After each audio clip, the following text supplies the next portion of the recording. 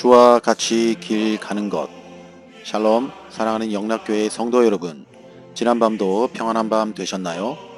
오늘은 2023년 4월 27일 목요일 아침입니다. 오늘도 말씀과 기도로 하루를 여는 아침 경건의 시간을 시작하겠습니다. 오늘 하루의 삶도 하나님과 동행하며 말씀으로 인도함 받는 은혜와 평강에 넘치는 귀하고 복된 하루 되시길 우리 주님의 이름으로 축원합니다. 오늘 이 아침에 함께 부르실 찬송은 찬송가 266장 주의 피로 이룬 샘물입니다. 함께 찬송하시겠습니다.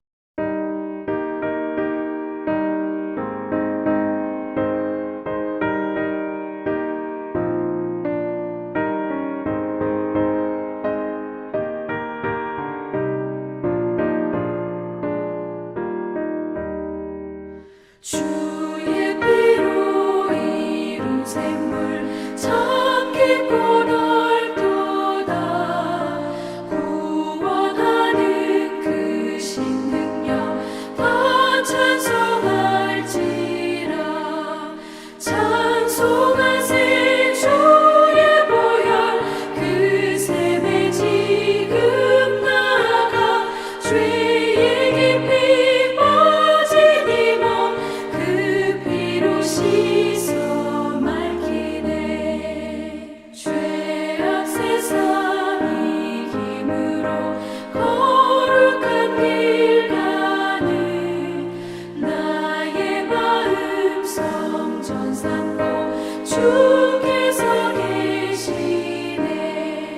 찬송하세 주의 보혈 그 샘에 지금 나가 죄의 깊이 빠진 이 몸 그 피로 씻어 맑히네.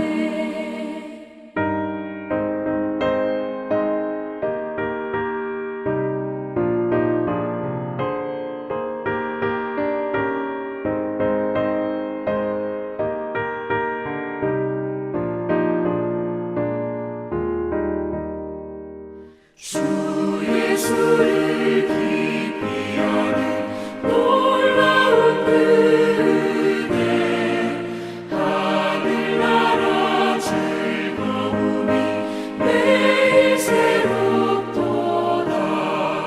찬송하세 주의 보혈 그 샘에 지금 나가 죄의 깊이 빠진 이 몸 그 피로 씻어 맑히네.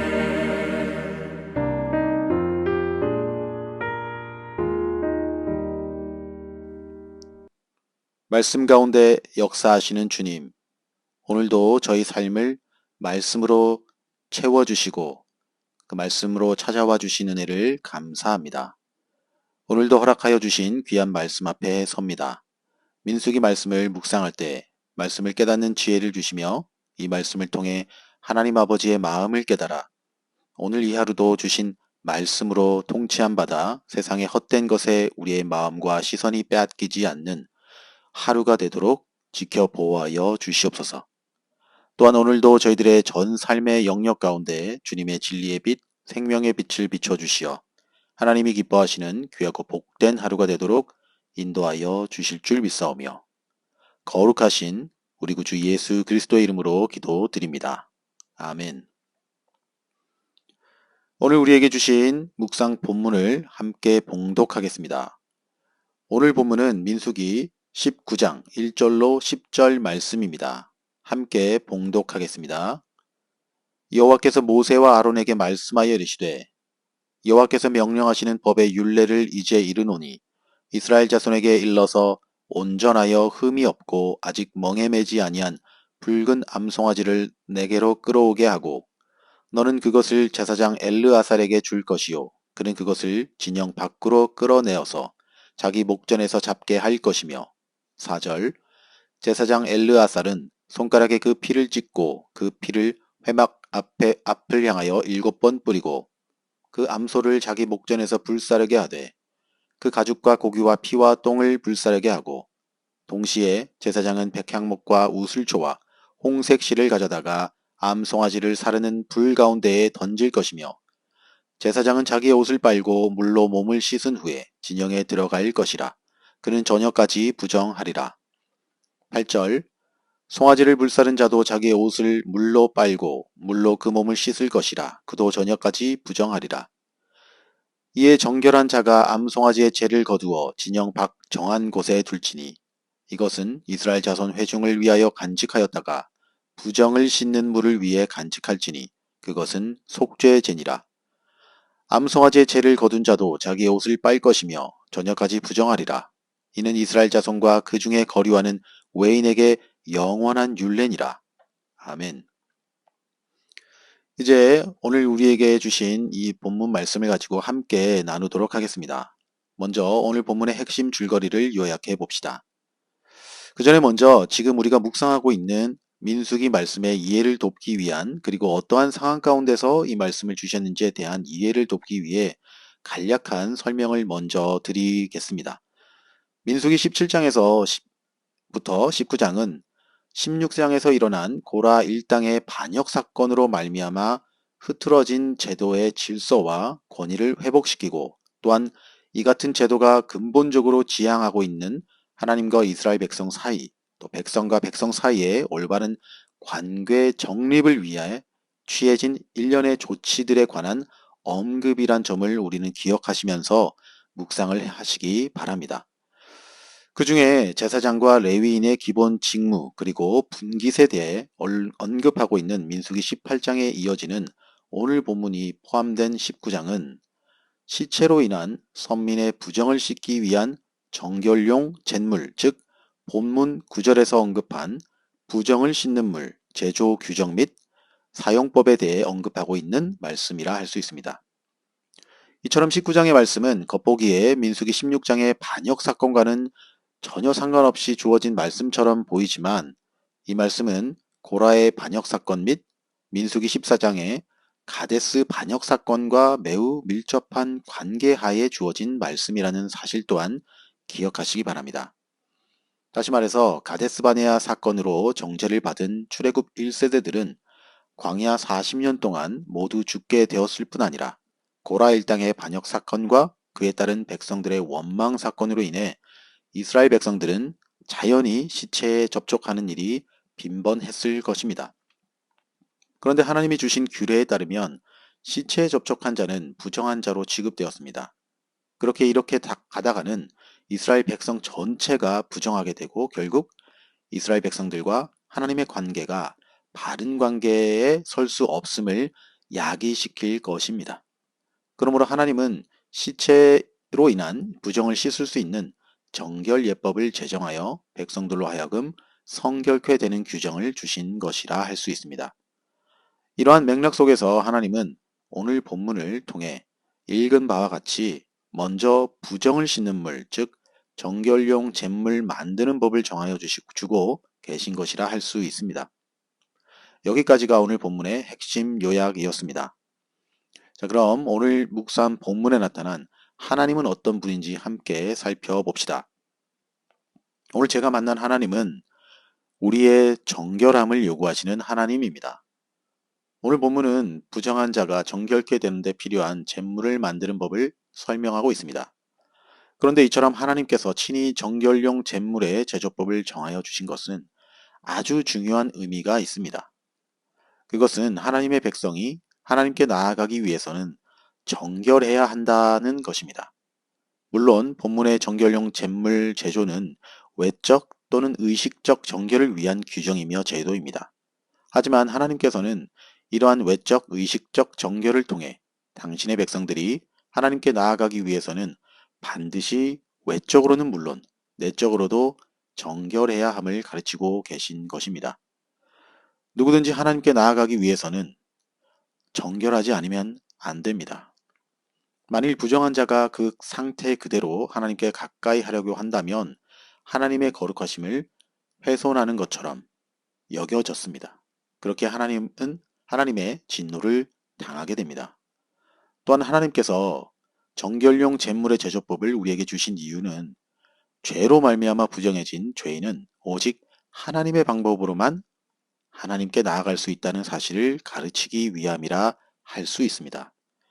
신약 이전 시대에는 부정해진 자가 하나님께 나아갈 수 있는 유일한 방법은 하나님께서 정하여 주신 방법대로 정결례를 행하는 것이었듯이 오늘날 역시 죄로 말미암아 부정해진 자가 하나님께 나아갈 유일한 방법은 하나님께서 정하여 주신 방법으로 정결케 되는 길입니다. 그렇다면 죄인이 하나님께 나아갈 수 있도록 하나님께서 정하여 주신 유일한 방법이 무엇인가요? 그것은 다름 아닌 정결용 제물 제조에 희생된 붉은 암송아지로 예표되는 예수 그리스도의 피에 자신의 죄를 씻음 받는 길이 바로 그것입니다. 그렇습니다. 예수 그리스도의 피 없이는 누구도 하나님께 가까이 나아갈 수 없습니다. 그러나 안타깝게도 오늘날 많은 사람들이 예수님 밖에서 하나님을 찾고 있으며 하나님께 나아가는 방법을 찾고 있으며 심지어 어떤 신학자들은 흔히 자유주의 신학자라 일컫는 이들은 예수 밖에도 구원에 이르는 길이 있다고 주장하고 있습니다. 저와 여러분은 이러한 말에 현혹되거나 속아서는 결코 안 될 것입니다. 사랑하는 성도 여러분, 우리가 정결케 되는 길은 오직 예수 그리스도를 통해서만 가능하며 오직 예수 그리스도 한 분만을 통하여 하나님께 나아갈 수 있는 유일한 길과 방법임을 깨닫고 오직 우리 주 예수 그리스도, 우리의 부활이요 생명 되신 예수 그리스도만 의지하여 살아가는 참된 성도님들이 다 되시기를 우리 주님의 이름으로 축복합니다. 이제 오늘 묵상 본문이 나에게 주시는 교훈과 메시지를 살펴봅시다. 오늘 본문이 우리 모두에게 주시는 교훈은 예수 그리스도의 대속의 효력은 영원하다라는 사실입니다. 본문 6절을 함께 읽겠습니다. 동시에 제사장은 백향목과 우슬초와 홍색 실을 가져다가 암송아지를 사르는 불 가운데에 던질 것이며 아멘. 여기 보시면 정결용 잿물 제조에 사용될 암송아지를 태우면서 백향목과 우슬초와 홍색 실을 함께 태웠음을 보게 됩니다. 과연 이것들이 상징하는 것이 무엇일까요? 어떤 의미가 있을까요? 여기서 백향목은 목재의 특성이 잘 썩지 않아 오랫동안 보존이 가능하다고 합니다. 이런 특성으로 인해 왕궁을 건축하거나 성전을 건축할 때 바로 이 백향목을 사용했던 것입니다. 그렇게 백향목은 영속성을 상징합니다. 또 우슬초는 죄를 정결케 하기 위해 피를 적셔 뿌리는 데 사용되었습니다. 바로 정결함을 나타냅니다. 그리고 홍색실은 그 색이 잘 변하지 않는다는 점에서 강렬한 생명력을 상징합니다. 그렇게 앞에서도 잠시 언급했듯이 이러한 정결용 잿물을 만들기 위해 붉은 암송아지를 태울 때 백향목과 우슬초와 홍색실을 함께 넣어 태운 것은 붉은 암송아지가 예표하는 죄인을 정결케 하는 예수 그리스도의 대속 사역의 효력이 영원하며 성결함을 상징적으로 보여주는 것이라 할 수 있습니다. 그렇습니다. 예수님의 대속의 죽음은 영원함과 동시에 또한 이례적 특징을 가지고 있습니다. 즉 예수 그리스도께서 한 번 죽으심으로 믿는 자들의 모든 죄를 영원히 사하여 주시는 효력이 있는 것이라 할 수 있습니다. 그러므로 구약의 속죄를 위한 제사는 매년 또는 범죄할 때마다 드려짐으로 효력을 발생했지만 예수님의 속죄 사역은 단 한 번의 죽으심으로 더 이상 반복되지 않고 더해지지도 않는 구속의 완성을 보여주셨음을 기억합시다. 또한 사랑하는 성도 여러분, 우리는 갈라디아서 2장 21절에서 사도 바울의 지적을 기억해야 합니다.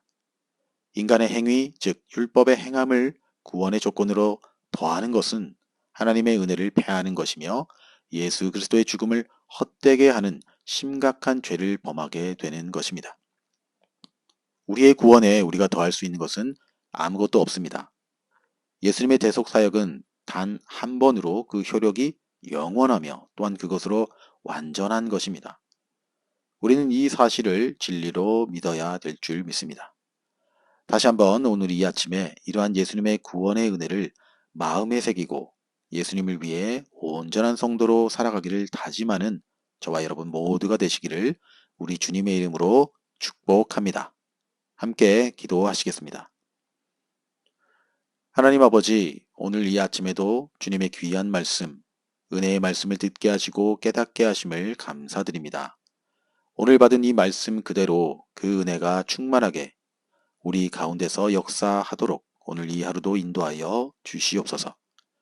이제는 우리 구주 예수 그리스도의 은혜와 하나님 아버지의 지극하신 사랑하심과 성령님의 감화감동 위로교통 충만케 하심이 예수 그리스도의 대속의 은혜로 정결함을 받은 거룩한 자녀들로 날마다 살아가기를 다짐하며 오늘 이 아침 경건의 시간에 참여한 모든 성도들 머리 위에 이제로부터 영원토록 함께 하옵시기를 간절히 축원하옵나이다. 아멘. 자, 오늘도 찬양이 연주되는 동안 몇 가지 기도의 제목을 함께 나누고 기도하길 원합니다. 첫 번째 기도의 제목은 오늘도 우리 각자가 묵상한 말씀을 생각하시면서 기도합시다. 특별히 나는 매 순간마다 하나님 앞에 정결한 모습으로 살아가려고 노력하고 있는지 돌아보시고 그렇지 못했다면 이 시간 회개함으로 다시 한번 정결하고 성결함을 회복하기 위해 기도합시다. 두 번째 기도의 제목은 우리 영락교회와 성도님들의 영육의 건강과 더불어 육신의 회복뿐만 아니라 신앙의 회복과 영적인 성장을 위해서 기도하시고 또한 니카라과 선교 현장을 방문하여 선교 사역 가운데 계신 우리 담임 목사님을 위해 또한 그 팀원들과 또 그들의 건강과 안전 또 무사 귀국을 위해서 기도합시다. 세 번째 기도의 제목은 올 한 해도 변함없이 사랑하는 가족 구성원 모두가 하나님을 경외하는 가족 되게 하시고 겸손과 순종으로 교회와 이웃을 사랑으로 섬기는 성도 되게 하시며 더불어 고국에 계신 부모 형제를 위해 또 조국 대한민국과 한국 교회를 위해서 우리 모두 이런 기도의 제목을 가지고 간절함과 믿음으로 함께 기도하시겠습니다.